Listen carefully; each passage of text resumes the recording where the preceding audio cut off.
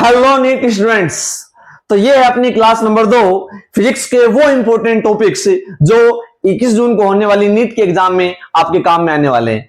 Previous class के अंदर आपने कंप्लीट 11th क्लास की जो फिजिक्स है, जहां यूएनडी से लेके और वेव थ्योरी तक के जो भी इंपॉर्टेंट टॉपिक्स हैं जो आपके 21 जून को होने वाली नीट एग्जाम के अंदर आपके बहुत ही ज्यादा काम में आने वाले थे, वो आपने डिस्कस कर लिए थे। और इस क्लास के अंदर अपन क्लास 12th की जो फिजिक्स है, इलेक्ट्रोस्टैट से लेके और सेमीकंडक्टर तक के जो भी इंपॉर्टेंट टॉपिक्स है ना, जो अपने 21 जून को होने वाली जो अपनी नीट एग्जाम है उसके अंदर काम में आएंगे, है ना, वो सारे के सारे जो इंपॉर्टेंट टॉपिक्स हैं वो अपन डिस्कस करने वाले हैं फर्स्ट चैप्टर से लेके और लास्ट चैप्टर तक की। ठीक है, तो चलिए स्टार्ट करते हैं। आप इसे लेक्चर को स्टार्टिंग से लेके और एंड तक बिल्कुल बारीकी से देखें। क्योंकि इनमें जो इंपॉर्टेंट टॉपिक्स जो मैं आपको बताने वाला हूं, जो इंपॉर्टेंट टॉपिक्स मैं आपको बताने वाला हूं, आप देखना आपको 99% वो जो टॉपिक्स हैं वो आपको 21 जून को होने वाली और आपकी जो फिजिक्स का जो पोर्शन है 21 जून को होने वाली और जो फिजिक्स से पोर्शन वाली जो मैं बात कर रहा हूं मैं आपको नीट एग्जाम के लिए, वहां आपको 101% मिलने वाले। ठीक है, तो अपन स्टार्ट करते हैं फर्स्ट चैप्टर से जिसका नाम है इलेक्ट्रिक चार्ज एंड फील्ड। ध्यान से देखना, इस फर्स्ट चैप्टर के अंदर मैंने यहां पे आपको 4 बेसिक टॉपिक दिखे हैं। देखो 4 टॉपिक, जिसमें फर्स्ट जो है वो है कूलॉम्स लॉ, सेकंड है वो है इलेक्ट्रिक फील्ड, थर्ड जो है वो गाउसियस लॉ और फोर्थ जो है वो डाइपोल, है ना। अब ध्यान से सुने, देखो मैंने जो मेनली टारगेट किया है वो टारगेट किया है 2017 से लेके और 2026 तक, यानी पिछले ऑलमोस्ट 10 सालों में, पिछले ऑलमोस्ट 10 सालों के अंदर जो ये कूलॉम्स लॉ वाला जो टॉपिक है, ध्यान से देखना भी, ये फर्स्ट चैप्टर की आप ये मान सकते हैं रीढ़ की हड्डी है ना। और कूलॉम्स लॉ से और बेसिकली देखो आप देख सकते हो लगभग 6 बार क्वेश्चन आया है पिछले 10 सालों के अंदर। पिछले 10 सालों के अंदर 6 बार कूलॉम्स लॉ से क्या पूछा है, क्वेश्चन पूछा है। वहीं अगर अपन बात करें इलेक्ट्रिक फील्ड, तो इलेक्ट्रिक फील्ड वाला टॉपिक है वो देखो 5 बार, इससे 5 बार क्वेश्चन आए, 5 बार। गाउसियस लॉ बहुत ही इंपॉर्टेंट टॉपिक, गाउसियस लॉ इससे 4 बार ना नीट एग्जाम में क्वेश्चन पूछ लिया है पिछले 10 सालों के अंदर। और वहीं बात करें डाइपोल, है ना, डाइपोल के अंदर वो सारी चीजें आ गई कि डाइपोल यूनिफॉर्म इलेक्ट्रिक फील्ड के अंदर रखा हुआ है, dipole non uniform electric field के ऊपर रखा हुआ है, इसके ऊपर फोर्स लगता है, इसके ऊपर टॉर्क लगता है। डाइपोल की वजह से इलेक्ट्रिक फील्ड कितना होता है, एक्सियल लाइन पे, इक्वेटर के ऊपर और एक्सियल और इक्वेटर के बीच में, है ना। तो ये सारे टॉपिक डाइपोल से रिलेटेड थे। तो ये जो 4 मैंने टॉपिक लिखे हैं उनके अंदर जो फर्स्ट और सेकंड टॉपिक है, जिनके अंदर फर्स्ट टॉपिक तो है कूलॉम्स लॉ। अब कूलॉम्स लॉ के अंदर दो चार्ज के बीच में लगने वाला जो फॉर्मूला है ना, दो चार्ज के बीच में लगने वाले इलेक्ट्रिक फोर्स का जो फॉर्मूला है वो है F = Q/2/r², जहां K की जो वैल्यू है वो होती है 1/4 पाई एप्सिलॉन नॉट। मीडियम डालने से एप्सिलॉन r से भी मल्टीप्लाई हो जाता है। मीडियम का इसके ऊपर क्या इफेक्ट पड़ता है, कूलॉम्स लॉ जो है वो 2 बॉडी इंटरेक्शंस है। कूलॉम्स लॉ की वेक्टर फॉर्म क्या होती है, ये सारे टॉपिक। और सबसे इंपॉर्टेंट कूलॉम्स लॉ में सबसे इंपॉर्टेंट वो है प्रिंसिपल ऑफ सुपरपोजिशन, जो हमें ये बताता है जो कूलॉम्स लॉ है वो 2 बॉडी इंटरेक्शन है। क्या है, 2 बॉडी इंटरेक्शन। तो ये सारे टॉपिक देखो, सारे के सारे ये कूलॉम्स लॉ से रिलेटेड है। किससे रिलेटेड है भाई, कूलॉम्स लॉ से। तो कूलॉम्स लॉ इस चैप्टर में सबसे ज्यादा इंपॉर्टेंट है। तो आपको करना क्या है, कूलॉम्स लॉ के ऊपर जितने मैंने टॉपिक बोले हैं उन सब के ऊपर आपको न्यूमेरिकल और उसकी जो थ्योरी है वो आपको ढंग से पढ़ लेनी है। ठीक है, उसके बाद में बात करते हैं इलेक्ट्रिक फील्ड। तो इलेक्ट्रिक फील्ड में uniform electric field, non uniform electric field. Electric field की वैल्यू जैसे मान लो एक पॉइंट चार्ज के लिए लिख दूं तो मैं E = KQ/r²। Electric field lines क्या होती है, इलेक्ट्रिक फील्ड लाइंस के डायग्राम, उनकी प्रॉपर्टीज, है ना। वैसे ही गाउसियस लॉ क्या भाई, E.ds = Q/ε0, जो यूजफुल है कंटिन्यूअस चार्ज के लिए, इलेक्ट्रिक फील्ड फाइंड आउट करने के लिए, ये गाउसियस लॉ। और लास्ट जो टॉपिक है जिसके अंदर अपन बात करेंगे डाइपोल की। ये जो चारों टॉपिक हैं, ये चारों टॉपिक आपको अच्छे तरीके से कवर कर लेने हैं। क्योंकि इन चारों टॉपिकों से और एग्जाम के अंदर, नीट एग्जाम के अंदर और क्वेश्चन जो है वो आने की पॉसिबिलिटी बहुत ज्यादा हाई होती है। ठीक है, नेक्स्ट जो अपना चैप्टर है वो है इलेक्ट्रिक पोटेंशियल एंड कैपेसिटेंस। उसके अंदर देखो सबसे इंपॉर्टेंट टॉपिक इस चैप्टर का वो है कॉम्बिनेशन ऑफ कैपेसिटर्स। देखो इस साल भी ऐसा क्वेश्चन था, कॉम्बिनेशन पे 101% रहना क्वेश्चन आता है। कॉम्बिनेशन आप सबको पता है 2 टाइप का होता है, सीरीज और पैरेलल। और कई बच्चे तो देखो कैपेसिटर के अंदर ही और रेजिस्टेंस का जो कॉम्बिनेशन है वो पढ़ लेते हैं, सेम सेम सा ही होता है। तो सीरीज कॉम्बिनेशन, पैरेलल कॉम्बिनेशन, किस तरीके से वोल्टेज डिवाइड होती है, किस तरीके से चार्ज डिवाइड होता है, वहां पे करंट डिवाइड होती है ना। व्हीट स्टोन ब्रिज का सिमेट्रिकली है ना अगर कैपेसिटर कनेक्टेड है तो क्या इफेक्ट पड़ता है, तो वो सारा चीज है, वो सारी चीजें है ना वो किसमें आएंगी, कॉम्बिनेशन के अंदर आएंगे। और कॉम्बिनेशन के अंदर कई बार एनर्जी से रिलेटेड भी क्वेश्चन पूछ लेता है, तो एनर्जी वाला कॉन्सेप्ट भी आपको आना चाहिए कि एक पैरेलल प्लेट कैपेसिटर के अंदर जो एनर्जी स्टोर होती है वो हाफ CV स्क्वायर या Q स्क्वायर अपॉन 2C या QV अपॉन 2 या 1 upon 2 epsilon not E square, ये जितने भी फॉर्मूले थे ये सारे मैंने आपको एक कॉम्बिनेशन रिलेटेड बताए। ठीक है, नेक्स्ट है पोटेंशियल एनर्जी ऑफ सिस्टम।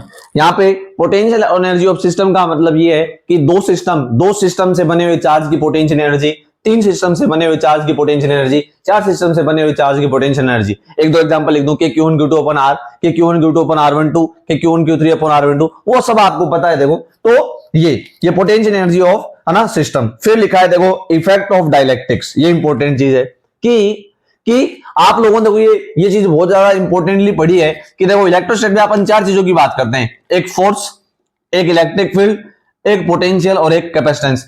ये जो तीनों है इनके ऊपर डाइलेक्ट्रिक मीडियम का क्या इफेक्ट पड़ता है, तो मीडियम की वजह से ये तीनों डाउन पड़ जाते हैं, है ना। ये तीनों क्या पड़ जाते हैं भाई, डाउन, यानी इनकी वैल्यू कम हो जाती है। वहीं जो कैपेसिटेंस है वो मीडियम की वजह से क्या हो जाती है भाई, वो मीडियम की वजह से इंक्रीज हो जाती है। तो कैपेसिटेंस जो है वो तीनों से हटके है। तो इफेक्ट ऑफ डाइलेक्ट्रिक का क्या इफेक्ट पड़ता है, ध्यान से देखें। अगर एक पैरेलल प्लेट कैपेसिटर की बात करें तो उसकी कैपेसिटेंस होती है A epsilon not upon D, लेकिन मीडियम डालने के बाद में वो एप्सिलॉन R टाइम्स क्या हो जाती है, इंक्रीज हो जाती है ना। अगर सिंपल कैपेसिटर जो है वो अगर सीरीज में कनेक्टेड है तो वो बहुत ही आसान है, उन्हें आप कनेक्ट कर सकते हो 1/C = 1/C1 + 1/C2 से। लेकिन अगर इस तरीके के क्वेश्चन आ जाएं कि यहाँ पे डाइलेक्ट्रिक मीडियम डाल रखा है, यहाँ पे डाइलेक्ट्रिक मीडियम डाल रखा है, यहाँ एयर है, यहाँ एयर है, अब इन्हें कनेक्ट करो, तो देखो ये दोनों सीरीज में और ये आपस में किसमें, पैरेलल में, ये दोनों किसके अंदर है, सीरीज में। ऐसे बहुत से क्वेश्चन बनते हैं। तो इफेक्ट ऑफ डाइलेक्ट्रिक्स ये आपको पढ़ के जाना है। उसके बाद में स्फेरिकल कैपेसिटर, इसका मतलब ये पैरेलल प्लेट कैपेसिटर नहीं, स्फेरिकल कैपेसिटर से भी एग्जाम में बहुत ज्यादा क्वेश्चन पूछे जाते हैं। तो स्फेरिकल कैपेसिटर भी क्या है भाई, इंपॉर्टेंट है। और लास्ट है important points related to capacitor. आप लोग देखें तो एनसीईआरटी के अंदर है ना, और 5 जैसे ही पोटेंशियल वाला टॉपिक खत्म होता है उसके बाद में 5 डाइलेक्ट्रिक सब्सटेंस या पोलराइजेशन से जस्ट पहले 5 इंपॉर्टेंट है ना टॉपिक्स दे रखे हैं, 5 इंपॉर्टेंट पॉइंट्स दे रखे हैं, डार्क करके दे रखे हैं एनसीईआरटी के अंदर। वहां से क्वेश्चन 101% आता है। इस साल भी था, इस साल भी 2026 के अंदर इस साल भी क्वेश्चन था। 5 थे। 5 में पहला तो ये है कि कंडक्टर के इनसाइड में इलेक्ट्रिक फील्ड की वैल्यू 0 होती है। दूसरा ये है कि जितना भी चार्ज दोगे वो सारा का सारा बाहर रहेगा, यानी एक्सिस में जो जितना भी चार्ज है सारा बाहर रहेगा, इनसाइड के चार्ज की वैल्यू 0 होगी। उसके बाद में अगर कहीं तो पोटेंशियल की वैल्यू सरफेस पे और इनसाइड में क्या रहती है, कांस्टेंट रहती है। उसकी अगली बात करें तो इलेक्ट्रिक फील्ड जो होता है वो कंडक्टर की सरफेस में हमेशा क्या रहता है, चार्ज कंडक्टर की बात है, परपेंडिकुलर रहता है। उससे आगे बात करें कंडक्टर किसी भी शेप का हो, उसकी सरफेस पे इलेक्ट्रिक फील्ड की वैल्यू होती है सिग्मा अपॉन और एप्सिलॉन नॉट। क्या होती है भाई, सिग्मा अपॉन एप्सिलॉन नॉट। ठीक है, तो ये जो मैंने 5 पॉइंट आपको बताए हैं, इनसे हमेशा ये मान सकते हो आप नीट एग्जाम में कहीं ना कहीं से क्वेश्चन बन ही जाता है। तो ये पॉइंट्स जो हैं ये भी क्या है, इंपॉर्टेंट है। तो आप देख सकते हो जो कॉम्बिनेशन वाला पार्ट था इससे सबसे ज्यादा बार देखो 6 बार, पिछले 10 सालों में 6 बार क्वेश्चन पूछे गए हैं। वहीं अगर आप पोटेंशियल एनर्जी वाला बात करें तो इससे 5 बार क्वेश्चन आया है, और इन सब से है ना 4 या 3 बार क्या पूछा गया है, क्वेश्चन पूछा गया है पिछले 10 सालों के अंदर। ठीक है, तो ये था अपना इलेक्ट्रिक पोटेंशियल एंड कैपेसिटेंस। उसके आगे चलते हैं अपन अपना थर्ड और इंपॉर्टेंट चैप्टर करंट इलेक्ट्रिसिटी, जिसके अंदर इसकी रीड की हड्डी आप सभी को पता है क्या है, ओम्स लॉ, है ना। और ओम्स लॉ और रेजिस्टेंस इसके ऊपर ऑलमोस्ट 10 सालों के अंदर 7 बार, यानी आप ये मान सकते हो कि हर साल ओम्स लॉ से क्वेश्चन आता ही आता है। ओम्स लॉ और किरचॉफ्स लॉ ये इस चैप्टर की रीड की हड्डी है, यहां से क्वेश्चन बनेगा ही बनेगा, है ना। तो ये आपको ध्यान रख लेने हैं। ओम्स लॉ की जैसे है ना आपको माइक्रोस्कोपिक या वेक्टर फॉर्म भी याद रखनी है, J = क्या होती है, सिग्मा ई। और रेजिस्टेंस का मतलब यहाँ किस चीज से, रेजिस्टेंस का मतलब इसके कॉम्बिनेशन से, सीरीज कॉम्बिनेशन, पैरेलल कॉम्बिनेशन, है ना। रेजिस्टेंस होता क्या है, ये सारी बातें। तो ओम्स लॉ और ओम्स लॉ से रिलेटेड क्वेश्चन, और इसके अंदर देखो, इसके अंदर वो भी चीजें आपको याद रखनी है क्या, कि I और VD के अंदर क्या रिलेशन होता है, तो I = होता है ANE VD, और वीडी का मतलब drift velocity is equal to होता है e capital E tau divided by m, है ना। उसके अलावा मोबिलिटी हो गया, रेजिस्टिविटी हो गया, है ना, कंडक्टिविटी हो गया, इन सबको बहुत ही बारीकी से पढ़ लेना, इनकी यूनिट वगैरह आपको ध्यान रखनी है, ठीक है। वहीं बात करें किरचॉफ्स लॉ की, तो लॉजिकल सर्किट जितने भी हैं उनके अंदर किरचॉफ लॉ काम में आता है, और आपको पता है इसकी दो फॉर्म होती हैं, है ना, एक तो केसीएल और दूसरी होती है केवीएल। केसीएल करंट पे लगता है, केवीएल वोल्टेज के लिए लगता है, ये जंक्शन पे लगता है, ये लूप और जंक्शन दोनों पे लग जाता है। इसकी मैथमेटिकल फॉर्म होती है summation I is equal to 0, उसकी होती है summation V is equal to 0, एक और होती है I incoming is equal to I outgoing, और इसकी इस वाले की summation E is equal to I R, ठीक है। तो ये किरचॉफ्स लॉ से बहुत ही ज्यादा इंपॉर्टेंट क्वेश्चन आते हैं, और बहुत ही सुपर फास्ट वे में यहां से करंट वोल्टेज निकल सकती है, तो आपको किरचॉफ्स लॉ पे क्वेश्चन कर लेने हैं, ठीक है। उसके बाद में बात करें ब्रिज, देखो ब्रिज के ऊपर एक क्वेश्चन आता ही आता है, जैसे चाहे वो व्हीटस्टोन ब्रिज हो, चाहे वो मीटर ब्रिज हो, चाहे पोटेंशियोमीटर हो, है ना।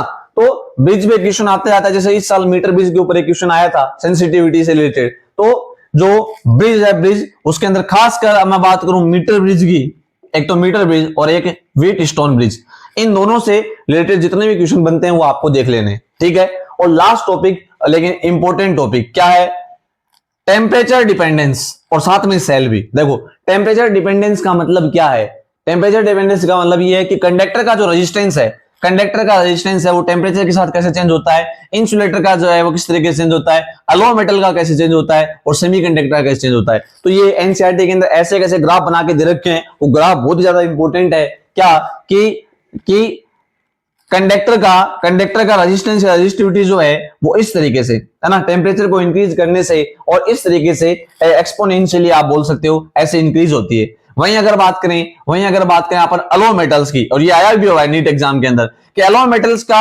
मेटल की जो रेजिस्टिविटी है वो टेम्परेचर के ऊपर नेग्लिजिबल इफेक्ट पड़ता है। नेग्लिजिबल का मतलब बहुत कम इफेक्ट, बहुत ही कम इफेक्ट पड़ता है किसके ऊपर, अलो मेटल्स के ऊपर। तो अगर मैं इधर रो लूं और इधर टी लूं तो लगभग ये जो ग्राफ है ये कैसा बना रहता है, लगभग ऑलमोस्ट कैसा बना रहता है, कांस्टेंट। और इन दोनों की बात करें इंसुलेटर और सेमीकंडक्टर की, तो उनकी रेजिस्टिविटी जो है वो क्या हो जाती है, डाउन हो जाती है, ठीक है। आगे अगर हम सेल की बात करें तो सेल के अंदर तो इनके दोनों के कॉम्बिनेशन याद रखने होते हैं, और एक वो तीन टॉपिक जिसमें एक इंटरनल रेजिस्टेंस की बात करनी है, एक ईएमएफ की बात करनी है, एक टर्मिनल वोल्टेज की बात करनी है। इन तीनों में क्या रिलेशन होता है, E equal to V plus I R, है ना। तो यहां से भी क्वेश्चन बनते हैं जहां दो तीन सेल को कंबाइंड करके दो चार रेजिस्टेंस लगा के वहां पे करंट पूछ लेते हैं, या फिर एक सेल के टर्मिनल वोल्टेज पूछ लेते हैं, ऐसे क्वेश्चन यहाँ पे पूछ लेते हैं, ठीक है।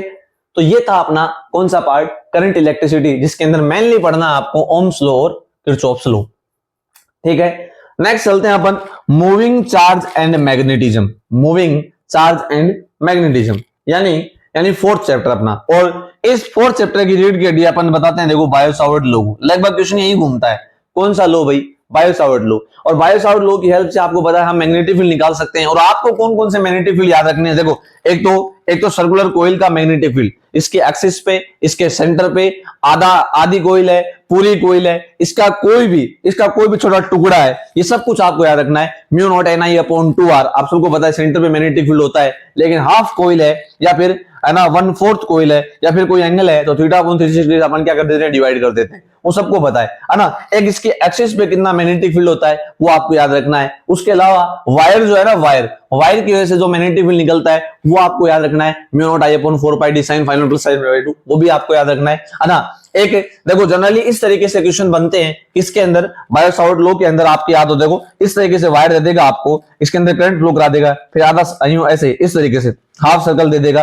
और फिर एक और वायर दे देगा यूं, यानी ये करंट इस तरीके से जा रही है, और कहेगा सेंटर के ऊपर कितना मैग्नेटिक फील्ड है ये निकाल के दो, है ना। या फिर इस तरीके से ऐसे वायर दे देगा, ये राउंड वायर, और एक ऐसे स्ट्रेट वायर दे देगा, और फिर आपको कहेगा कि यहाँ पे मैग्नेटिक फील्ड निकालो। तो बहुत सारे क्वेश्चन ऐसे बनते हैं मैग्नेटिक फील्ड निकालने वाले, चाहे ऐसे हो चाहे ऐसे हो, तो वो आपको देख लेने हैं। एप्लीकेशंस का मतलब है बायो सावर्ट लॉ की हेल्प से, चाहे वायर का, चाहे रिंग का, चाहे किसी भी चीज का मैग्नेटिक फील्ड हो तो वो अपन कैसे निकालेंगे। उसके बाद Lorentz force and motion. Lorentz force का मतलब क्या है कि इलेक्ट्रिक और मैग्नेटिक फील्ड दोनों की वजह से किसी चार्ज पार्टिकल के ऊपर जो फोर्स लगता है उसकी वैल्यू, तो F vector is equal to QE vector plus QE का मतलब ये तो इलेक्ट्रिक फील्ड के, फिर आगे प्लस QV क्रॉस B है ना, ये क्या है QVB साइन थीटा, है ना। तो ये वाला जो टॉपिक है इंपॉर्टेंट टॉपिक है, जहां पे बच्चा जो है वैल्यू तो निकाल लेगा, क्योंकि Lorentz force F equal to QE plus Q V cross B है, वहां से निकाल लेगा, लेकिन डायरेक्शन नहीं निकल पाती। तो आप डायरेक्शन को ध्यान से देखना, अभी डायरेक्शन बहुत ज्यादा इंपॉर्टेंट है। इलेक्ट्रिक फील्ड में जो डायरेक्शन होती है वो हमेशा जनरली रेडियल वेक्टर के अलोंग होती है, तो इनवर्ड या आउटवर्ड, लेकिन मैग्नेटिक फील्ड के अंदर वो प्लेन के परपेंडिकुलर इनवर्ड या आउटवर्ड निकलती है, तो वहां पे थोड़ा सा कंफ्यूजन हो जाता है। तो यहाँ पे डायरेक्शन निकालनी आप जरूर देखना, साथ में मोशन। अच्छा, मोशन का मतलब क्या है कि मैग्नेटिक फील्ड के डायरेक्शन में मोशन, मैग्नेटिक फील्ड के एंटी डायरेक्शन में मोशन, है ना, अपोजिट डायरेक्शन के अंदर मोशन, मैग्नेटिक फील्ड के परपेंडिकुलर मोशन, मैग्नेटिक फील्ड के साथ थीटा एंगल पे मोशन, ये सारे के सारे परपेंडिकुलर मोशन के अंदर आपको 4 पैरामीटर भी याद रखने होते हैं, जैसे टाइम निकालना और रेडियस निकालना। रेडियस इज इक्वल टू क्या होता है, टाइम इज इक्वल टू क्या होता है, 2 pi upon B Q B, और रेडियस की बात करें तो एमबी अपॉन बी क्यू, बहुत सारी चीजें है ना, angular frequency, time period, radius, ये सारी चीजें। और वहीं अगर थीटा पे मोशन हो रहा है तो आपको पता हो तो जो पाथ आता है वो हेलिकल आता है, परपेंडिकुलर के अंदर जो पाथ आता है वो सर्कुलर आता है, और हेलिकल पाथ के अंदर आपको पिच वगैरह पूछ लेते हैं, पिच क्या होती है ना। तो पिच वगैरह आपको एक तो पिच वगैरह याद रखनी होती है, एक रेडियस वगैरह याद करनी होती है, एक कौन सा कंपोनेंट है ना, कौन सा कंपोनेंट सर्कुलर मोशन करवाएगा, कौन सा कंपोनेंट जो है वो लीनियर मोशन या ट्रांसलेटरी मोशन करवाएगा, वो सारे कॉन्सेप्ट आपको इससे रिलेटेड याद रखने होते हैं, ठीक है। फिर बात करें अपन एम्पियर्स लॉ की, तो एम्पियर्स लॉ जो है वो आप सबको पता है वो होता क्या है, तो integration B dot DL is equal to mu naught summation I, और इसकी हेल्प से अपने को वो चार या 5 डेरिवेशन अपने को जो है वो याद करने होते हैं, जिनकी लास्ट आंसर अपने को पता होता है। एक सोलेनॉइड हो गया, एक टोरॉइड हो गया, है ना, पैरेलल वायर्स हो गए, है ना, कोई इंक्लाइंड वायर्स हो गए, उनकी वजह से जो मैग्नेटिक फोर्स लगता है या मैग्नेटिक फील्ड जो प्रोड्यूस होता है वो सब कुछ अपन निकाल सकते हैं किसकी हेल्प से, अभी एम्पियर्स लॉ। और लास्ट पार्ट और नीट और आईआईटी का जो है ना, ये यहां से फेमस क्वेश्चन बनता है, एमीटर, वोल्टमीटर, गैल्वेनोमीटर, कि गैल्वेनोमीटर से एमीटर कैसे बनता है, गैल्वेनोमीटर से वोल्टमीटर कैसे बनता है। मेजरमेंट के लिए तो एक भी डिवाइस बनी थी गैल्वेनोमीटर, उसे अपन कैसे ट्रांसफॉर्म कर सकते हैं। गैल्वेनोमीटर से एमीटर बनाने के लिए अपने को शंट रेजिस्टेंस या स्मॉल रेजिस्टेंस कनेक्ट करना पड़ता है। गैल्वेनोमीटर से वोल्टमीटर बनाने के लिए अपने को हाई रेजिस्टेंस कनेक्ट करना पड़ता है। और गैल्वेनोमीटर से, और अगर आप एमीटर बना रहे हो जो शंट जो है ना, उसकी वैल्यू पे बहुत ज्यादा बार क्वेश्चन बनता है, बहुत ही ज्यादा बार, है ना। जो इसकी वैल्यू निकलती है ना, शंट रेजिस्टेंस की जो वैल्यू होती है ना, S I G R G upon I minus I G, वहां से क्वेश्चन जो है वो हर बार आता है। तो ये वाला जो टॉपिक है ये तो बहुत ज्यादा क्या है, इंपॉर्टेंट है, ठीक है। तो ये था अपना मूविंग चार्ज और मैग्नेटिज्म, यानी चैप्टर नंबर 4, जिसके अंदर जो लास्ट टॉपिक है इसके ऊपर क्वेश्चन थोड़े से ट्रिकी बनते हैं, तो ये क्वेश्चन आप जरूर कर लें। जो ट्रांसफॉर्मेशन होता है, यहाँ पे लास्ट में जो फॉर्मूले निकलते हैं कि इफेक्टिव रेजिस्टेंस कितना होता है, या फिर शंट रेजिस्टेंस कितना, या हाई रेजिस्टेंस कितना है, वो कितना कनेक्ट करें कि वोल्ट मीटर बन जाए कि एमीटर बन जाए, तो वो आपको याद रखना होता है, ठीक है। तो ये हो गया अपने 4 चैप्टर। अब चलते हैं अपन नेक्स्ट चैप्टर की ओर। तो नेक्स्ट चैप्टर अपना मैग्नेटिज्म एंड मैटर, यानी चैप्टर नंबर 5। ध्यान से देखें इसके अंदर जो मेन टॉपिक है वो यही है, आप यही मान सकते हैं। तो अर्थ मैग्नेटिज्म एंड एक मैग्नेटिक मटेरियल्स, ऑलमोस्ट यहीं से क्वेश्चन आते रहते हैं। देखो, अर्थ मैग्नेटिज्म का मतलब क्या है कि इसके जो तीनों कंपोनेंट्स है, एंगल ऑफ डिप वगैरह, हॉरिजॉन्टल कंपोनेंट, वेक्टर हॉरिजॉन्टल और वर्टिकल कंपोनेंट्स, ये जो है यहां से क्वेश्चन 101% बनता है, जिसमें एंगल ऑफ डिप वाला जो कॉन्सेप्ट है, एंगल ऑफ डिप निकालना, ये वाला जो कॉन्सेप्ट है हाईली क्या है, इंपॉर्टेंट है। आप देख भी सकते हो लगभग 5 बार, पिछले 10 सालों में लगभग 5 बार ये क्वेश्चन आया है, ठीक है। नेक्स्ट बात करें मैग्नेटिक मटेरियल की, तो मैग्नेटिक मटेरियल का मतलब क्या है, यहाँ पे 3 तरीके का मटेरियल है ना, फेरोमैग्नेटिक, डायमैग्नेटिक, पैरामैग्नेटिक, और उनके अंदर देखो एक तो लिखा है एक्स, इस एक्स का मतलब क्या है, इसका मतलब है मैग्नेटिक ससेप्टिबिलिटी, और म्यू मैग्नेटिक परमेबिलिटी, ठीक है। और एक लास्ट टॉपिक है हिस्टेरिसिस, है ना, हिस्टेरिसिस कर्व, जहां से रिटेंटिविटी, कोलिसिविटी, या फिर आपको ये बताना हो कि कौन सा मैग्नेटिक मटेरियल ज्यादा बेस्ट है ना, इलेक्ट्रोमैग्नेट बनाने के लिए, है ना, कौन सा जो मटेरियल है वो ज्यादा बेस्ट रहेगा, है ना, या परमानेंट मैग्नेट बनाने के लिए, तो वो वाले जो कॉन्सेप्ट है वहां से भी क्वेश्चन बनता है। तो मैग्नेटिक मटेरियल, यही दो टॉपिक है वो इस चैप्टर की रीढ़ की हड्डी है, यहीं से ज्यादा क्वेश्चन पूछते हैं। इससे भी देख सकते हो आप 4 बार, पिछले 10 सालों में 4 बार यहां से और 5 बार यहां से क्वेश्चन पूछा गया है, ठीक है। फिर है मैग्नेटिक डायपोल, जिसे अपन बार मैग्नेटिक बोलते हैं, उसके एक्सिस पे और उसके इक्वेटर पे, है ना, कितना मैग्नेटिक फील्ड होता है ना, ये सब चीजें अपन फर्स्ट चैप्टर से इसे कनेक्टेड कर सकते हैं। वहां होता है 2kp/r3, यहाँ होता है 2km/r3। तो ये चीजें जो फर्स्ट चैप्टर में आई हुई है, जैसे इलेक्ट्रिक डायपोल होता है वैसे मैग्नेटिक डायपोल भी होता है। तो यहाँ का जो कॉन्सेप्ट है वो ज्यादा कोई हार्ड नहीं है, आप इसे फर्स्ट चैप्टर से कंपेयर करा के भी इसे याद रख सकते हो कि वहां पे P होता है तो यहाँ पे m होता है, वहां पे q होता है तो यहाँ पे स्मॉल m होता है, वहां e होता है तो यहाँ पे क्या होता है, b होता है। तो ये आप ऐसे कह सकते हैं, दोनों को रिलेट करा के आप आराम से याद कर सकते हैं। तो ये ज्यादा कोई हार्ड टॉपिक नहीं है। उसके बाद में क्यूरी लो, क्यूरी लो जो है वो बहुत ज्यादा इंपॉर्टेंट टॉपिक है, जो हमें ये बताता है क्या कि जो फेरोमैग्नेटिक या फिर अगर अपन बात करें पैरामैग्नेटिक जो सब्सटेंस है, इनके ऊपर टेम्परेचर का क्या इफेक्ट पड़ता है ना। और फेरोमैग्नेटिक सब्सटेंस की जो मैग्नेटिक ससेप्टिबिलिटी है वो टेम्परेचर की क्या होती है, इनवर्सली प्रोपोर्शनल होती है। यानी अगर टेम्परेचर देंगे तो उसके अंदर मैग्नेटिक प्रॉपर्टी डिक्रीज हो जाएगी और फेरोमैग्नेटिक जो है वो पैरा में चला जाएगा। ठीक है, तो कुल मिला के ये वाला जो टॉपिक है ये भी क्या इंपॉर्टेंट है। तो ये जो 3 टॉपिक है आपको ये ढंग से पढ़ लेने हैं अपनी एग्जाम के लिए। फिर नेक्स्ट जो चैप्टर है वो बना है इलेक्ट्रोमैग्नेटिक इंडक्शन यानी EMI। उसके अंदर आपको सबको पता है फैराडेज लॉ है ना। फैराडेज लॉज के ऊपर सबसे ज्यादा क्वेश्चन पूछते हैं। एक मैग्नेटिक फ्लक्स, वहां इलेक्ट्रिक फ्लक्स है, यहाँ मैग्नेटिक फ्लक्स है। आप देख सकते हैं ये कम से बढ़ 6 बार, पिछले 10 सालों में 6 बार यहाँ से क्वेश्चन आया हुआ है फैराडेज लॉज के अंदर से। और फैराडेज लॉज के अंदर से बहुत ही ट्रिकी क्वेश्चन बनते हैं। आप एनसीईआरटी वाले क्वेश्चन भी लगा लेते हो तो मेरे हिसाब से मोर देन सफिशिएंट है, वो क्वेश्चन हो ही जाते हैं आप लोगों से। तो एक तो फैराडेज लॉ, उसके बाद में मोशनल EMF। आप लोगों ने पढ़ा है कि motional EMF is equal to होता है BLV। यहां से भी क्वेश्चन बनते हैं। तो मोशनल EMF यानी मोशन की वजह से और कितना EMF जनरेट होता है वो हमें पता करना होता है। तो रोड के अंदर जो होता है वो होता है BLV, और एंगल के साथ चलें तो यही बन जाता है BLV sin थीटा। ठीक है, यहाँ पे एक डायरेक्शन वाला फंडा जरूर याद रखना है कि करंट के अंदर जो इंड्यूस्ड करंट होती है उसकी डायरेक्शन जो है वो फ्लेमिंग के राइट हैंड रूल से निकलती है। देखो, जो फ्लेमिंग का लेफ्ट हैंड रूल है वो रियल करंट पे लगता है और जो राइट हैंड रूल है वो अपना इंड्यूस्ड करंट पे लगता है। ठीक है, तो ये भी याद रख लेना। देखो 5 बार यहां से क्वेश्चन पूछा गया है। नेक्स्ट इंडक्टेंस में आपको दोनों इंडक्टेंस याद रखने हैं, सेल्फ और म्यूचुअल है ना। उसी कॉइल के अंदर EMF जनरेट होना यानी ये सेल्फ इंडक्शन, और पास वाली दूसरी में होना यानी म्यूचुअल इंडक्शन।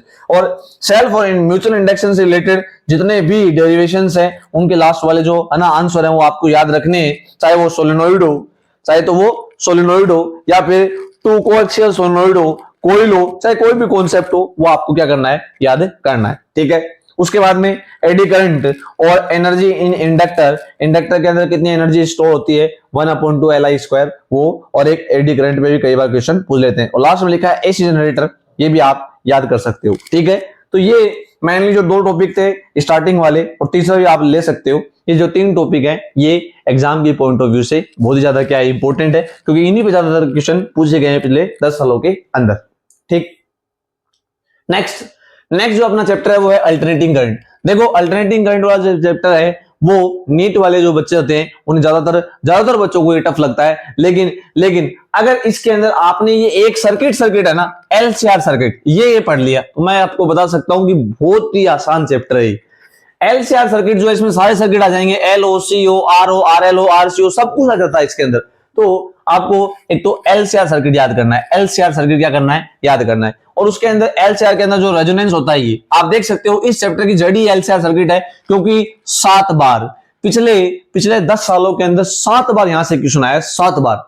तो LCR सर्किट बहुत ज्यादा इंपॉर्टेंट हो जाता है कि LCR सर्किट के अंदर कितनी करंट फ्लो होगी, क्या करंट की इक्वेशन होगी, कितना फेज डिफरेंस होगा, कितना फेजर डायग्राम बनेगा है ना, वोल्टेज ड्रॉप कितना होगा, अलग अलग वोल्टेज निकालने हो तो कैसे निकालेंगे। तो यहां से क्वेश्चन जो है वो 101% बनता है। कोई बात करें रेजोनेंस की तो रेजोनेटिंग फ्रीक्वेंसी कितनी होगी, कब XL XC के इक्वल हो जाता है। तो यहां से बहुत सारे क्वेश्चन बनते हैं, बहुत सारे। ठीक है ना, तो ये आपको याद रख लेने। ठीक है, और नई रेजिस्टेंस भी निकल के आते हैं, XL हो गया, XC हो गया, ओमेगा L 1/ωc, ये सारा का सारा फंडा ये LCR सर्किट से रिलेटेड है। तो आपको एक तो LCR सर्किट याद करना है। उसके बाद में पावर वाला जो कॉन्सेप्ट है बहुत इंपॉर्टेंट है भाई, कि जो ये AC सर्किट होते हैं इनकी जो पावर होती है वो होती है VRMS IRMS cos फाई, जहां cos फाई को बोलते हैं पावर फैक्टर। क्या बोलते हैं, पावर फैक्टर। अलग अलग सर्किट का पावर फैक्टर आपको याद करना है, फाई की वैल्यू पुट करते रहो और अलग अलग सर्किट का क्या आ जाएगा, पावर फैक्टर। एक LCR का याद कर लेना R/Z, वो इंपॉर्टेंट रहता है, R/Z। तो ये होता है फॉर्मूला।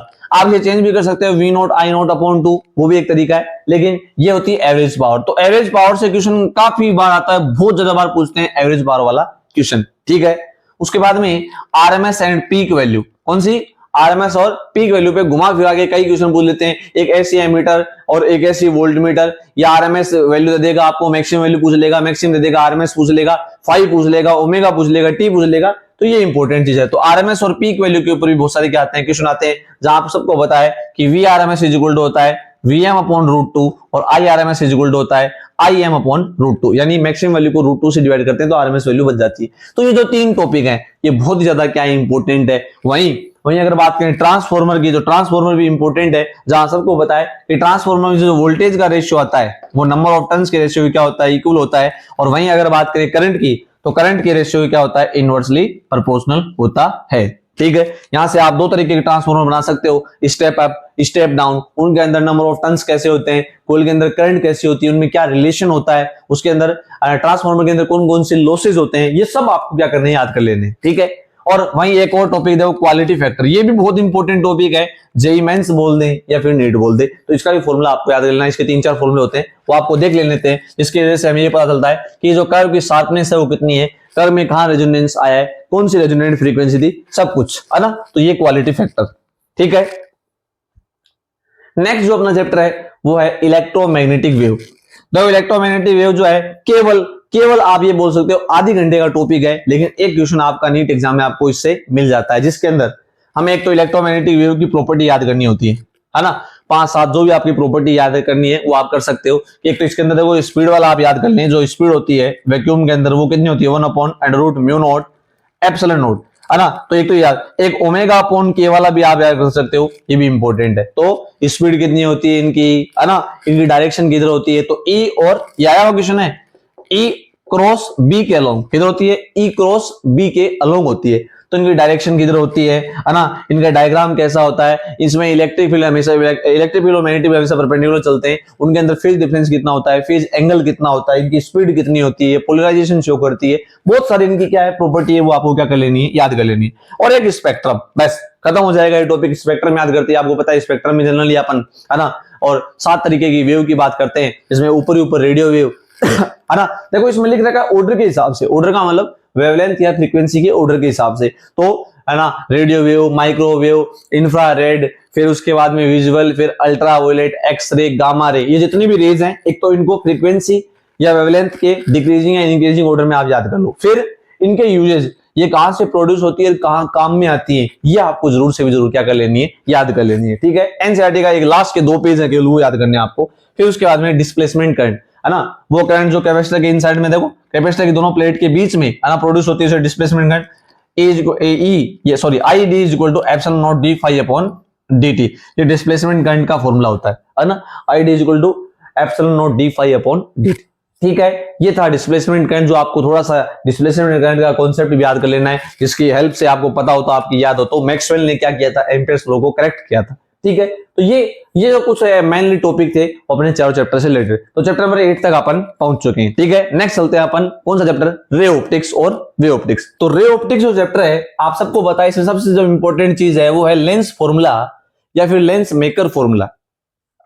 आप सभी स्टूडेंट एक बार ध्यान दें, देखो मैं आपको एक बात बताना चाहूंगा, नीट स्टूडेंट के लिए अगर कम टाइम में और बेस्ट स्कोर करना है और आसान टॉपिक पढ़ने हैं, तो मैं आपको कहूंगा आप एनसीईआरटी जो है, 12th की जो एनसीईआरटी है उसका सेकंड पार्ट जो है, जहां आपको रे ऑप्टिक्स से लेकर और सेमीकंडक्टर तक के ना आपको चैप्टर मिलने वाले हैं। ये चैप्टर आसान भी है और आपको कम टाइम में और अच्छा स्कोर देंगे। क्यों?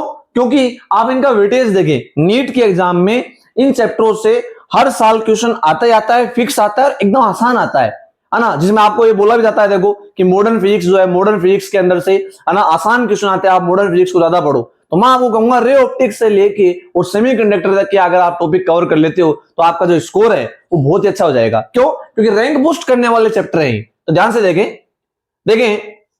लेंस मेकर फॉर्मूला जो है, एक तो ये इंपॉर्टेंट है, देखो पिछले 10 सालों में 8 बार क्वेश्चन आया हुआ है, और होता है क्या है, देखो 1/f is equal to n/1 - 1 1/r1 - 1/r2। तो ये वाला जो फॉर्मूला है, ये बहुत ज्यादा क्या इंपॉर्टेंट है। ठीक है, एग्जाम के पॉइंट ऑफ व्यू से। उसके बाद में प्रिज्म पे तो हर साल ये ऑलमोस्ट क्वेश्चन आ जाता है, देखो पिछले 10 सालों में 6 बार क्वेश्चन आया है। एक तो ये वाला जो फॉर्मूला है, इस फॉर्मूले में कई बार क्वेश्चन बनते हैं, sine del m + a/2 divided by और साइन और a अपॉन 2, एक तो ये, और एक प्रिज्म का कंप्लीट डेरिवेशन और कंप्लीट थ्योरी, ये आपको याद कर लेनी है, ठीक है। उसके बाद में ऑप्टिकल इंस्ट्रूमेंट, ऑप्टिकल इंस्ट्रूमेंट्स का मतलब है माइक्रोस्कोप और टेलीस्कोप, दोनों तरीके के माइक्रोस्कोप और दोनों तरीके के टेलीस्कोप। और अगर आप आई को भी थोड़ा सा देखना चाहो तो आई भी आप देख सकते हो, ह्यूमन आई से रिलेटेड कॉन्सेप्ट। और उसके बाद में TIR और माइनर, ये जो मिरर फॉर्मूला है और मैग्निफिकेशन है, ये दोनों टॉपिक, ठीक है। देखो ये ज्यादा कोई खास इंपॉर्टेंट नहीं है, लेकिन ऊपर वाला जो टॉपिक है वो ज्यादा इंपॉर्टेंट है। इसका मतलब रे ऑप्टिक्स का जो है ना मिड से आगे का पार्ट है, लेंस मेकर से आगे का जो पार्ट है वो काफी ज्यादा क्या इंपॉर्टेंट है, वहां से क्वेश्चन आने की पॉसिबिलिटी थोड़ी ज्यादा रहती है, ठीक है।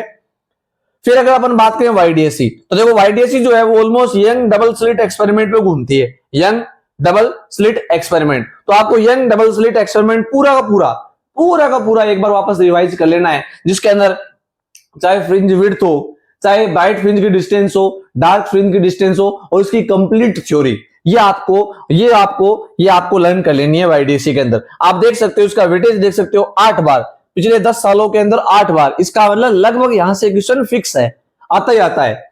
उसके बाद में डिफ्रैक्शन थ्रू सिंगल स्लिट यानी फ्रॉन ऑफर, है ना, डिफ्रैक्शन जो है वो आपको लर्न कर लेना है, वहां से भी क्वेश्चन पूछ लेते हैं। उसके बाद में पोलराइजेशन, है ना, और पोलराइजेशन के अंदर आपको दो चीजें है ना मेनली याद कर लेनी है, एक तो ब्रेविस्टर या बूस्टर लो, और उसके बाद में एक याद करना आपको मेलस लो, ठीक है।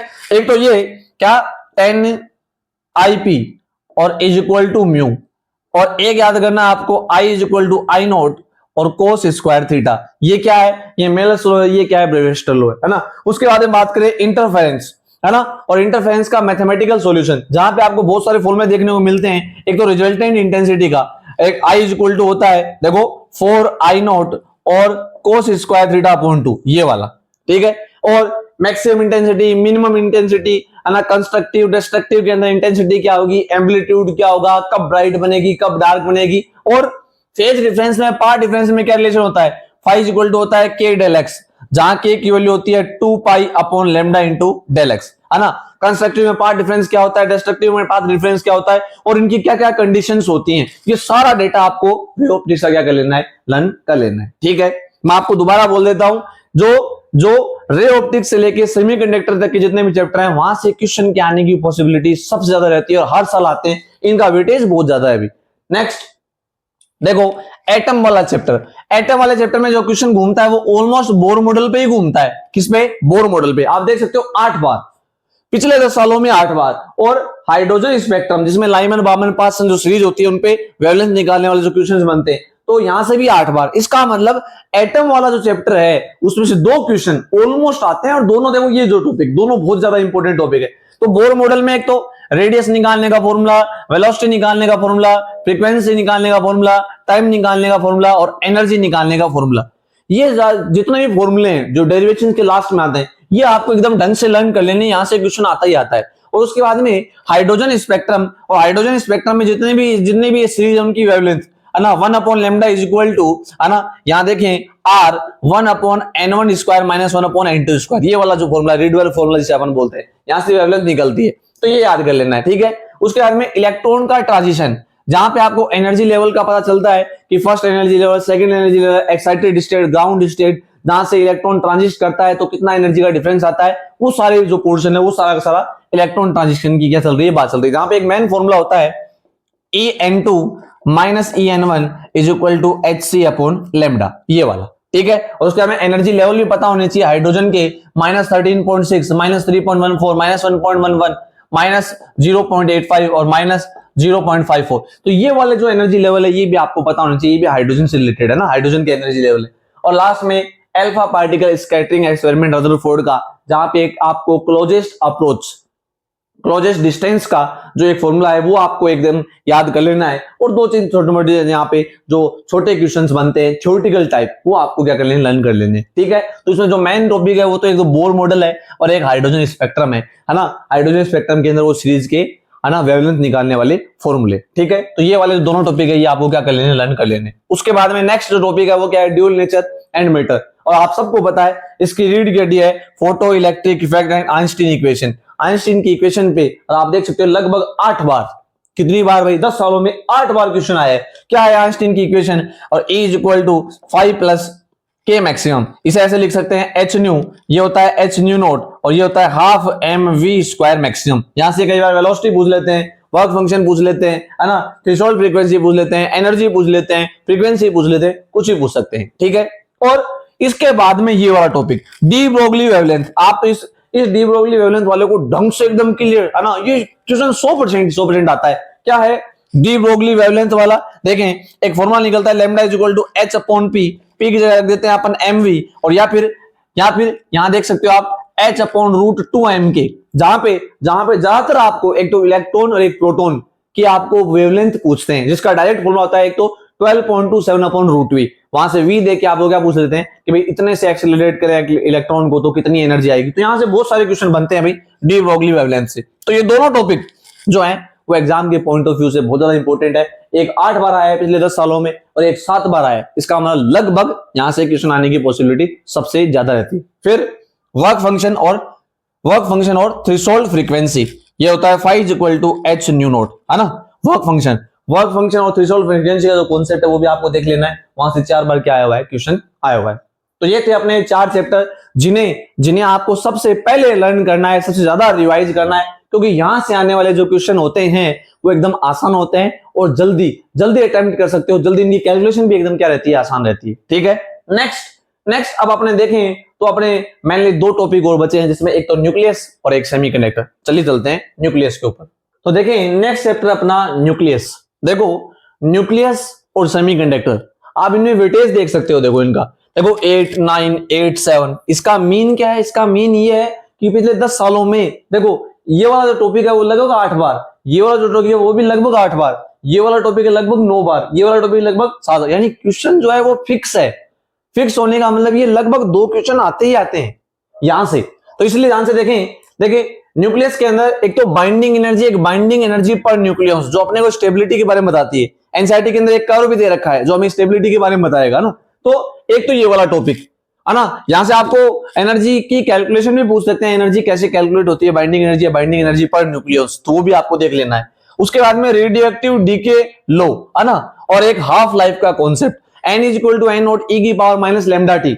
रदरफोर्ड सोडी का जो रेडियोएक्टिव डीके लो था, एक तो वो, है ना, और जहां से आप नंबर ऑफ डीके वाले पार्टिकल या फिर प्रेजेंट पार्टिकल वो निकाल सकते हो। साथ में हाफ लाइफ का जो कॉन्सेप्ट है ना, हाफ लाइफ और मीन लाइफ, यहां से क्वेश्चन 101% आता है। तो दोनों टॉपिक जो है वो बहुत ज्यादा क्या है, इंपॉर्टेंट है नीट एग्जाम के लिए। उसके बाद में न्यूक्लियर रिएक्शंस का मतलब फिजन और फ्यूजन से, वहां पे आपको देखो फिजन और फ्यूजन रिएक्शन नहीं याद करनी, क्योंकि बोर्ड एग्जाम नहीं है। आपको यहाँ पे क्या लर्न करना है, आपको यहाँ पे याद करना है कि एनर्जी की कैलकुलेशन होगी तो होगी कैसे, कि भाई कितनी एनर्जी प्रोड्यूस होती है, उसकी कैलकुलेशन कैसे होती है। तो देखो एक तो क्यू वैल्यू बोलते हैं उसे, क्यू वैल्यू या डिसइंटीग्रेशन एनर्जी, है ना, तो उसकी वैल्यू कैसे निकालते हैं। तो मास डिफेक्ट कितना हो रहा है, यानी प्रोडक्ट का मास और रिएक्टेंट के मास को माइनस करके मास का आप डिफरेंस निकाल लो, और उस मास के डिफरेंस को सी स्क्वायर, क्योंकि E इक्वल टू क्या होता है, E इक्वल टू होता है m इंटू सी स्क्वायर। तो m आ गया, सी स्क्वायर से मल्टीप्लाई करके आप वहां से क्या निकाल सकते हो, एनर्जी निकाल सकते हो। लेकिन वो एनर्जी जूल में आएगी, हमें इलेक्ट्रॉन वोल्ट में चाहिए, तो हमें क्या करना पड़ेगा, 1.6 × 10⁻⁹ कूलम से डिवाइड करना पड़ेगा। एक मास डिफेक्ट और न्यूक्लियर स्टेबिलिटी, ये दोनों टॉपिक भी आपको देख लेने हैं, तो इतने खास इंपॉर्टेंट नहीं है। मेन ये टॉपिक है वो ये 3 ही है, ये 3, इन तीनों से ही ज्यादातर क्वेश्चन बनते हैं, ठीक है। वहीं अगर बात करें अपन सेमीकंडक्टर की, तो सेमीकंडक्टर में सबसे ज्यादा इंपॉर्टेंट टॉपिक है ना, फिक्स माने आएगा ही आएगा क्वेश्चन, किससे, लॉजिक गेट, किससे भाई, लॉजिक गेट से। और एक पीएन जंक्शन डायोड, इसी साल था, देखो पीएन जंक्शन डायोड का क्वेश्चन तो इसी साल था कि पीएन जंक्शन डायोड कब चालू होगा, यानी कब फॉरवर्ड में होगा, कब रिवर्स में होगा। तो अगर इसके इस तरफ हाई वोल्टेज है, इस तरफ लो वोल्टेज है, हाई जो है वो पी से कनेक्टेड है, लो जो है वो, है ना, लो वोल्टेज जो है वो एन से कनेक्टेड है, तो ये फॉरवर्ड है, और इसका उल्टा हो गया तो ये रिवर्स है, रिवर्स में काम नहीं करता। इसी साल एक क्वेश्चन आया था जो नीट अभी कैंसिल हुई है, उसी के अंदर था एक ऐसा क्वेश्चन। तो लॉजिक गेट जितने भी हैं, है ना, और एंड नोर एक्सोर, है ना, जितने भी हैं सबसे क्वेश्चन बनता है। तो सबके अंदर ज्यादातर क्वेश्चन क्या आता है, ज्यादातर आउटपुट निकालने वाला क्वेश्चन आता है, सिग्नल 0 1 लेके आप आउटपुट निकालो। या फिर क्या आता है, या फिर देखो आपको बताओ तो जो फॉर्मूला होता है, बाइनोमियल जो फॉर्मूला निकलता है, वो फॉर्मूला निकालने के लिए पूछ लेते हैं कि फॉर्मूला निकाल के बताओ फॉर्मूला क्या बनेगा, है ना। या फिर उसकी ट्रूथ टेबल पूछ लेंगे कि टेबल बना के बताओ, ठीक है। एक जेनर और पीएन जंक्शन डायोड, इसे आपको ढंग से याद कर लेना है। यहां से एक छोटा न्यूमेरिकल भी बन जाता है, फॉरवर्ड डायनेमिक रेजिस्टेंस और रिवर्स डायनेमिक रेजिस्टेंस का, या फिर डिप्लेशन लेयर की विड्थ का।